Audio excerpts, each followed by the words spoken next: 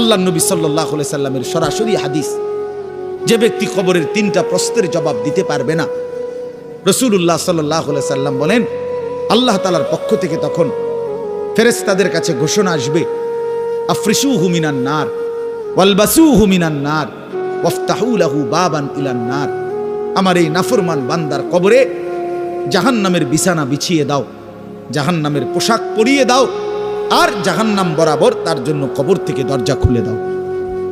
ফেরেশতারা যখন এই কার্যক্রমটা শেষ করবে, প্রথম জাহান্নামের বিছানা বিছায় দিছে, পোশাক পরায় দিছে, জাহান্নাম বরাবর দরজা খুলে দিছে, আল্লাহর নবী সাল্লাল্লাহু আলাইহি ওয়াসাল্লাম বলেন একজন ফেরেশতা এসে তখন ফায়ুদরাবু লাহু বিমিতরাকাতিম মিন হাদিদিন, নবীজি সাল্লাল্লাহু আলাইহি সাল্লাম বলেন তখন একটা লোহার হাতুড়ি, লোহার গুর্জ, লোহার হাতুড়ি দিয়ে একজন ফেরেশতা তাকে একটা আঘাত করবে। কি আঘাত, কোথায় আঘাত করবে? সরাসরি হাদিসের শব্দ, বরবাতান বাইনা উজুনাইহি, তার 2 কান বরাবর একটা আঘাত করবে।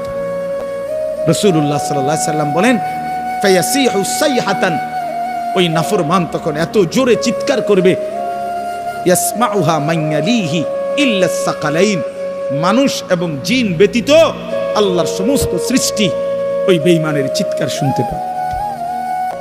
ছেলেরা আমার, দোস্ত আমার, বাপ আমার, বন্ধু আমার, আপনি হাসলেও কবরে যাইতে হবে, কাঁদলেও কবরে যাইতে হবে।